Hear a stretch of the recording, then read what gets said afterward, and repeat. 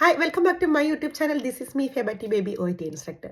ഇന്ന് നിങ്ങളുടെ മുന്നിലേക്ക് ഞാൻ OETയുടെ റീഡിംഗ് പാർട്ട് ബിയുടെ ടിപ്സും സ്ട്രാറ്റജീസും എങ്ങനെ അപ്ലൈ ചെയ്യാം, അതുപോലെ തന്നെ 6 ഔട്ട് ഓഫ് 6 എങ്ങനെ നിങ്ങൾക്ക് ലഭിക്കാം എന്നുള്ള ടിപ്സും സ്ട്രാറ്റജീസുമായിട്ടാണ് വന്നിരിക്കുന്നത്. അപ്പോൾ ഇതിന് മുന്നേ എൻ്റെ വീഡിയോ കണ്ടിട്ടുള്ളവർക്ക് അറിയാം, ഞാൻ എപ്പോഴും പറയുന്നത് പോലെ എന്താണ്, നിങ്ങളൊരു ബുക്ക്, പേന, പേപ്പർ, പെൻസിലൊക്കെ എടുത്തു വെക്കുക. ഈ ഒരു ക്ലൂസ് അല്ലെങ്കിൽ ഈ സ്ട്രാറ്റജീസ് എന്നൊക്കെ പറയുന്നത് 100% പ്രൂവ്ഡ് ആയിട്ടുള്ള സ്ട്രാറ്റജീസാണ്. അതായത് നമ്മൾ നമ്മുടെ സ്റ്റുഡൻസിൻ്റെ അടുത്ത് പ്രാക്ടീസ് ചെയ്യിപ്പിച്ച് അവരെ കൊണ്ട് 6 ഔട്ട് ഓഫ് 6 മേടിപ്പിച്ച സ്ട്രാറ്റജീസ് ആണ് നിങ്ങൾക്കും ഷെയർ ചെയ്ത് തരുന്നത്.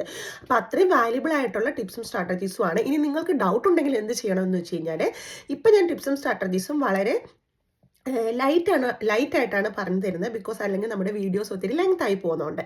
അപ്പോൾ ഇതിൻ്റെ ഒരു ഔട്ട്ലൈൻ മാത്രം പറഞ്ഞു തരും. നിങ്ങൾ ഇൻഡിവിജ്വൽ ക്ലാസ്സിന് നിങ്ങൾക്ക് എന്ത് ചെയ്യും, ഡീറ്റെയിൽ ആയിട്ടുള്ള ടിപ്സും സ്ട്രാറ്റജീസും കിട്ടും. അപ്പോൾ നിങ്ങൾ ഡീറ്റെയിൽ ആയിട്ട് നിങ്ങളത് പഠിച്ചു വരും. ഓക്കെ, ഇനി നിങ്ങൾക്കിത് ഡൗട്ട് ഉണ്ട് എങ്കിൽ നിങ്ങൾ എന്ത് ചെയ്യണം, ഇപ്പോൾ തന്നെ ഒരു ബുക്കും പേനയും പേപ്പറും എടുത്ത് വെക്കുക. ഈ ഡീറ്റെയിൽസ് അല്ലെങ്കിൽ ഈ സ്ട്രാറ്റജീസ് നിങ്ങൾ എഴുതിയിട്ട് നിങ്ങൾ എന്ത് ചെയ്യണം, നിങ്ങൾ ഈ ക്ലാസ് കഴിയുന്നതോടുകൂടി തന്നെ നിങ്ങൾ എന്ത് ചെയ്യണം, അത് അപ്ലൈ ചെയ്യാൻ ശ്രമിക്കുക. എന്തായാലും നിങ്ങളിപ്പോൾ ഒരു ഫ്രഷർ ആണെന്നുണ്ടെങ്കിൽ കുറച്ച് ഡിഫിക്കൽട്ടീസ് ആയിരിക്കും.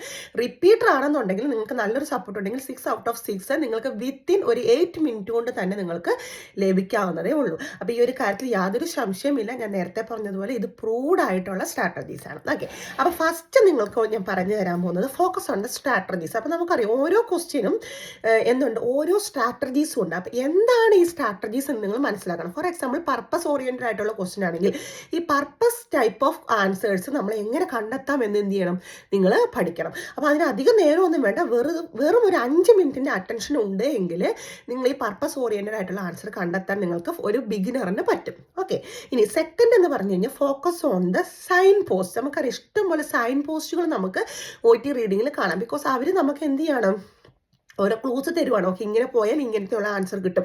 ബട്ട് അത് മനസ്സിലാക്കിയെടുക്കാനുള്ള ഒരു എബിലിറ്റി നിങ്ങൾ ഉണ്ടാക്കിയെടുക്കണം. അപ്പോൾ നിങ്ങൾ വിചാരിക്കും ഈ എബിലിറ്റി ഉണ്ടാക്കാൻ വർഷങ്ങളോളം എടുക്കുമോ അല്ലെങ്കിൽ മാസങ്ങളോളം എടുക്കുമോ? ഇല്ല, ഇതിന് സ്ട്രാറ്റജീസ് കൃത്യമായിട്ട് അപ്ലൈ ചെയ്യുന്ന ഒരു ഫ്രഷറായിട്ടുള്ള ഒരു കുട്ടിക്ക് പോലും വിത്തിൻ 2 വീക്സിനുള്ളിൽ തന്നെ ഇത് കിട്ടും.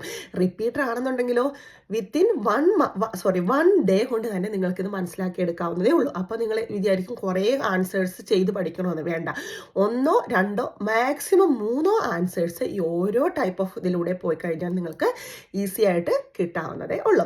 ഓക്കെ, ഇനി മൂന്നാമത്തെ എന്ന് പറഞ്ഞു കഴിഞ്ഞാൽ ഫോക്കസ് ഓൺ ദ ക്ലൂസ്. അതായത് നമുക്ക് പറഞ്ഞു തരുന്ന, നിങ്ങളുടെ ക്ലാസ്സിൻ്റെ ഇടയിൽ പറഞ്ഞു തരുന്ന ക്ലൂസുകൾ എന്ത് ചെയ്യണം, നിങ്ങളൊരു നോട്ട് ബുക്കിൽ എഴുതി വെക്കണം. അല്ലെങ്കിൽ നിങ്ങൾ പഠിക്കുന്ന എവിടെയാണോ, ചിലപ്പോൾ പേപ്പറിലായിരിക്കും, നോട്ട് ബുക്കിലായിരിക്കും, ഡയറിയിലായിരിക്കും, എവിടെയെങ്കിലും നിങ്ങൾ കൃത്യമായിട്ട് എഴുതി വെച്ച് അത് എന്ത് ചെയ്യണം, നിങ്ങളുടെ ആൻസേഴ്സിലേക്ക് കണ്ടെത്താൻ ശ്രമിക്കുക. അതിനുള്ള എബിലിറ്റി നിങ്ങൾക്ക് എങ്ങനെ കിട്ടുമെന്ന് വെച്ച് കഴിഞ്ഞാൽ നിങ്ങൾ ബൈ പ്രാക്ടീസിലൂടെ കിട്ടും. അതുപോലെ തന്നെ സ്ട്രാറ്റജീസ് അപ്ലൈ ചെയ്യുമ്പോൾ നിങ്ങൾക്ക് കിട്ടുന്നതായിരിക്കും. ഓക്കെ, ഇനി അടുത്തെന്ന് പറഞ്ഞാൽ focus on the paragraph structure. അതൊരു വെരി ഇമ്പോർട്ടൻ്റ് ആയിട്ടുള്ള സ്ട്രാറ്റജീസ് ആണ്. നമ്മൾ OET റീഡിങ്ങിൻ്റെ ക്വസ്റ്റ്യൻസ് എടുത്താൽ നിങ്ങൾക്ക് മനസ്സിലാവും. ചില ക്വസ്റ്റ്യൻസ് 1 പാരഗ്രാഫ് കാണും, ചില ക്വസ്റ്റ്യൻസ് 2 പാരഗ്രാഫ് കാണും, ചില ക്വസ്റ്റ്യൻസ് 1 പാരഗ്രാഫും 2 3 4 അല്ലെങ്കിൽ എന്ത് ചെയ്യും, ബുള്ളറ്റിംഗ് പോയിന്റ് ആയിട്ട് കാണും. അപ്പോൾ ആ ഒരു പാരഗ്രാഫിൻ്റെ സ്ട്രക്ചർ അനുസരിച്ച് തന്നെ നമുക്ക് വിത്തിൻ 30 സെക്കൻഡ് കൊണ്ട് തന്നെ എന്ത് ചെയ്യാൻ പറ്റും, ആൻസർ ഇന്ന സ്ഥലത്താണ് എന്ന് നമുക്ക് മനസ്സിലാക്കിയെടുക്കുവാൻ പറ്റും. ഓക്കെ, ഇനി അടുത്തെന്ന് പറഞ്ഞു കഴിഞ്ഞാൽ focus on the topic sentence അല്ലേ. അതായത് ഓരോ ക്വസ്റ്റ്യനും ഓരോ ടോപ്പിക്കാണ്, ഓരോ പ്രത്യേകമായ തരത്തിലുള്ള സബ്ജക്റ്റുകളാണ്. For example ventilator, temperature, BP apparatus, അതുപോലെ തന്നെ പോളിസി, പ്രൊസീജിയേഴ്സ്, ഇൻഫെക്ഷൻ കൺട്രോൾ, ഇങ്ങനെ പല തരത്തിലുള്ള ക്വസ്റ്റ്യൻസ് ആണ് നമുക്ക് എന്ത് വരുന്നത്, പാർട്ട് ബിയിൽ വരുന്നത് അല്ലേ. അപ്പോൾ നിങ്ങൾ എന്ത് ചെയ്യണമെന്ന് വെച്ചാൽ ഈ ടോപ്പിക്കിൻ്റെ ഒരു ഘടന അല്ലെങ്കിൽ ഈ ടോപ്പിക്ക് എന്തിനെ പ്രതിപാദിക്കുന്നു, ഇത് എന്ത് ആൻസർ ആകും എന്ന് എന്ത് ചെയ്യണം, നിങ്ങൾ മനസ്സിലാക്കി എടുക്കണം. ഓക്കെ, അതുപോലെ തന്നെ focus on the scale of expression. അത് വെരി ഇമ്പോർട്ടൻറ്റ്. പാർട്ട് ബിയിൽ മാത്രമല്ല, part A B C C1 and C2ലും നിങ്ങൾക്ക് അപ്ലൈ ചെയ്യുന്ന ഒരു സ്ട്രാറ്റജീസ് ആണ് സ്കെയിൽ ഓഫ് എക്സ്പ്രഷൻ. ആ ഓതറിൻ്റെ സ്കെയിൽ എങ്ങനെയായിരിക്കാം, ആ ഓതർ വിചാരിച്ചിരിക്കുന്നത്, എങ്ങനെ ഒരു ആൻസറിലേക്ക് എത്താം എന്ന് എന്ത് ചെയ്യണം, നിങ്ങൾ അറിഞ്ഞിരിക്കണം. ഓക്കെ, ഇനി അതുപോലെ തന്നെ ഫോക്കസ് ഓൺ ദ കീവേഡ്സ് ഞാൻ നേരത്തെ പറഞ്ഞ പോലെ പാർട്ട് Aയിലുമുണ്ട്, Bയിലുമുണ്ട്, Cയിലുമുണ്ട്. ഏറ്റവും കൂടുതൽ കീവേഡ്സ് നിങ്ങളെ ഹെൽപ്പ് ചെയ്യുന്ന എവിടെയാണെന്ന് വെച്ച് കഴിഞ്ഞാൽ absolutely I can say part Aയിലാണ്. ബിക്കോസ് കീവേഡ് ഡിപ്പെൻഡ് ചെയ്തുകൊണ്ട് മാത്രമാണ് പാർട്ട് Aയുടെ ആൻസറുകൾ നിങ്ങൾക്ക് കിട്ടുന്നത്. അപ്പോൾ നിങ്ങൾ എന്ത് ചെയ്യണമെന്ന് വെച്ച് കഴിഞ്ഞാൽ ഇത് പാർട്ട് ബിയിലും നിങ്ങൾക്ക് അപ്ലൈ ചെയ്യാം. ബട്ട് ഒരു 80% 70% നിങ്ങൾക്ക് കിട്ടുന്നത് പാർട്ട് എയിലാണ്. ബട്ട് പാർട്ട് ബിയിലും നിങ്ങൾക്ക് പല ക്വസ്റ്റ്യൻസ്, എല്ലാ ക്വസ്റ്റ്യൻസും ഞാൻ ഉറപ്പ് പറയുന്നില്ല. ഇപ്പോൾ ഒരു 6 ക്വസ്റ്റ്യൻ ഉണ്ടെങ്കിൽ ഇന്ന് ചെയ്യുന്ന ഒരു മെറ്റീരിയൽ 6 ഉണ്ടെങ്കിൽ ചിലപ്പോൾ അതിനകത്ത് ഇത് വരണമെന്നില്ല. പക്ഷെ അടുത്ത പ്രാവശ്യം നിങ്ങൾ ചെയ്യുമ്പോൾ ഈ 6 ക്വസ്റ്റ്യനകത്ത് ഒരെണ്ണം ഉണ്ടാകും. അത്രയും ഒരു ലെസ് ചാൻസ് ആയിട്ടുള്ള ഒരു സ്ട്രാറ്റജീസാണ് ഇത്. ഓക്കെ, അപ്പോൾ മനസ്സിലായി എന്ന് വിശ്വസിക്കുന്നു. ഇനി അടുത്തെന്ന് പറഞ്ഞു കഴിഞ്ഞാൽ look for the senior names. Very very important ആണ്. OET റീഡിങ് സ്റ്റാർട്ട് ചെയ്യുന്ന ഒരു ബിഗിനർ ആയാലും റിപ്പീറ്റർ ആയാലും ആര് തന്നെ ആയാലും നിങ്ങൾക്ക് തന്നെ ഒരു സിനോനെയിംസ്, അതായത് നിങ്ങൾക്ക് മനസ്സിലാകണം. ഒരു വൊക്കാബുലറി ചോദിച്ചു കഴിഞ്ഞാൽ ഓക്കെ ഇന്നതാണ് എന്ന് നിങ്ങൾക്ക് എന്ത് ചെയ്യണം, മനസ്സിലാക്കി എടുക്കാനുള്ള ഒരു കഴിവുണ്ടായിരിക്കണം. അപ്പോൾ നിങ്ങൾ ഒരിക്കലും കുറേ സിനോനെയിംസ് കുറേ വൊക്കാബുലറീസ് ഒക്കെ പഠിക്കണോ ഇത് വേണ്ട.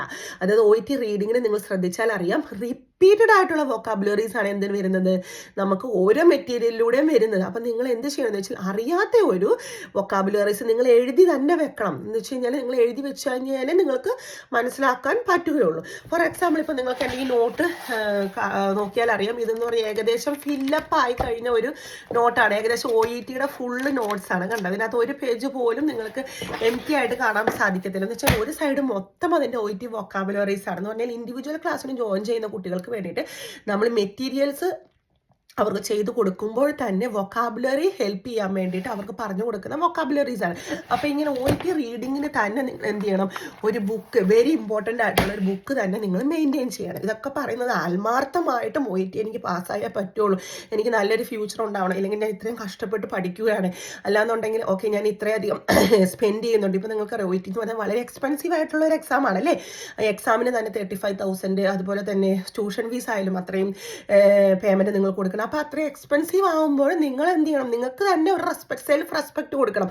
ഞാൻ ശ്രമിച്ചാൽ മാത്രമേ, എൻ്റെ ഭാഗത്തുനിന്ന് ഒരു 50% ഉണ്ടെങ്കിൽ മാത്രമേ എന്ത് ചെയ്യുള്ളൂ, ഈ എക്സാം പാസ്സാകുകയുള്ളൂ എന്ന് നിങ്ങൾ മനസ്സിലാക്കിയെടുക്കണം. ഓക്കെ, അപ്പോൾ ഇതൊക്കെ പറയുന്നത് നിങ്ങൾ നന്നായിട്ട് പഠിക്കാൻ വേണ്ടിയിട്ട് മാത്രമാണ് കേട്ടോ.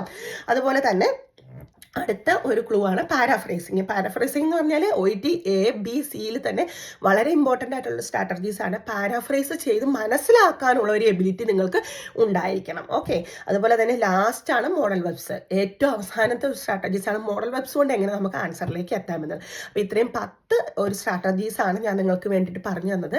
അപ്പോൾ ഇതിനകത്ത് മിക്സപ്പ് ആയിട്ടുള്ള സ്ട്രാറ്റജീസും ഉണ്ട്. ബട്ട് പാർട്ട് ബിയിൽ നിങ്ങൾക്ക് 6 out of 6 കിട്ടാൻ വേണ്ടിയിട്ട് ഇത്രയും നിങ്ങൾ അറിഞ്ഞ് നിങ്ങൾ നല്ലൊരു ക്ലാസ് അറ്റൻഡ് ചെയ്യുകയാണെന്നുണ്ടെങ്കിൽ ഏതൊരു ഫ്രഷറിന് പോലും ഫസ്റ്റ് അറ്റംപ്റ്റിൽ തന്നെ വിത്തിൻ 30 ഡേയ്സിൽ ഒരു നല്ല ക്ലാസ് അറ്റൻഡ് ചെയ്യുന്ന ഒരു കുട്ടിക്ക് ഈ OET റീഡിങ്ങിന് നല്ല രീതിയിൽ അപ്പോൾ ഒരു 380 ഒക്കെ കിട്ടി പാസ്സാകാവുന്നതേ ഉള്ളൂ. അപ്പോൾ നിങ്ങൾക്ക് എല്ലാവർക്കും ഇത് മനസ്സിലായി എന്ന് വിശ്വസിക്കുന്നു.